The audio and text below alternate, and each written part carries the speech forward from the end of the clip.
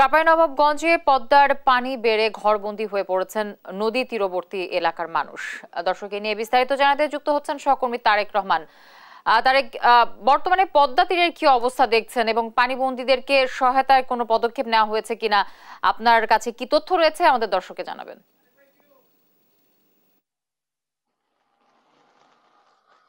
জি, আপনি যেমনটি বলছিলেন, আমি আজকে সকাল থেকে কিন্তু শিবগঞ্জ এবং সদর উপজেলার বেশ কয়েকটি এলাকায় খোঁজ খবর রাখছিলাম। এরই মধ্যে সদর উপজেলার নারায়ণপুর, শিবগঞ্জ উপজেলার পাঁকা, দুর্লভপুর, মনাকসা এবং উজিরপুর ইউনিয়নের প্রায় 6 থেকে 6,500 মানুষ পানিবন্দী হয়ে পড়েছে এবং কৃষি বিভাগের তথ্য মতে প্রায় 1,500-এর অধিক কিন্তু ফসল পানিতে নিমজ্জিত হয়েছে।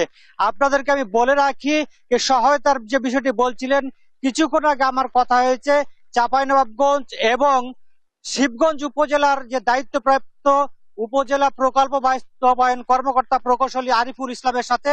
তিনি আমাকে যে বিষয়টি জানিয়েছেন যে তিনি সংশ্লিষ্ট ইউনিয়ন পরিষদের চেয়ারম্যানদের কাছে তিনি কিন্তু তালিকা চেয়েছেন। তিনি তালিকা পেলেই কিন্তু তারা ত্রাণ সহায়তা তাদের মাঝে পৌঁছে দিতে চান। আমি এই মুহূর্তে একটু সংযুক্ত করতে চাই একেবারে পদ্মা পাড়ের বাসিন্দা, পাঁকা ইউনিয়নের বাসিন্দা রাসেল রাডার সাথে।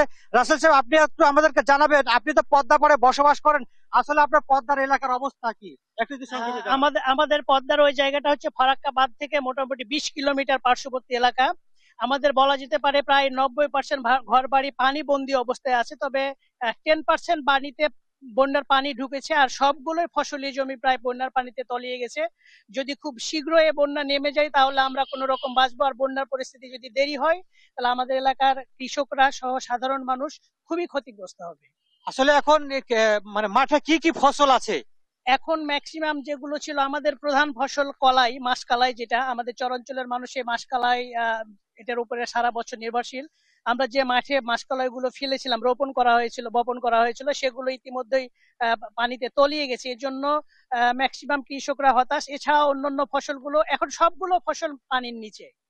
জি, ধন্যবাদ রাসেল রহমান আপনাকে। জি দর্শক, যদি যেমনটি আমাদেরকে জানাচ্ছিলেন পর্দাপাড়ার বাসিন্দা রাসেল, আপনাদেরকে আমি একটু জানিয়ে রাখি চাঁপাইনবাবগঞ্জের 6টি ইউনিয়নের মধ্যে পানিবন্দী রয়েছে।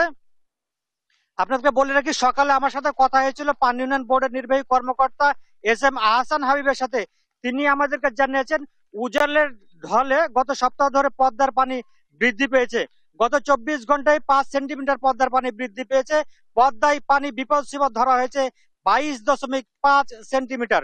বর্তমানে পদ্মার পানি বিপদ সীমার মাত্র 71 সেন্টিমিটার নিচ দিয়ে প্রবাহিত হচ্ছে।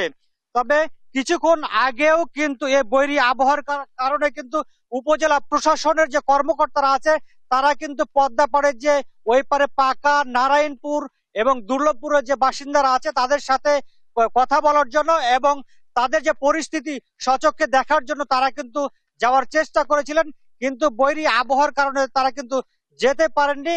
তবে খুব শীঘ্র ইউপি চেয়ারম্যানদের মাধ্যমে তাদের তালিকা করে পর্যাপ্ত পরিমাণে তাদেরকে সহায়তা করা হবে এবং কৃষি বিভাগের লোকজনে কিন্তু মাঠ পর্যায়ে কাজ করছে।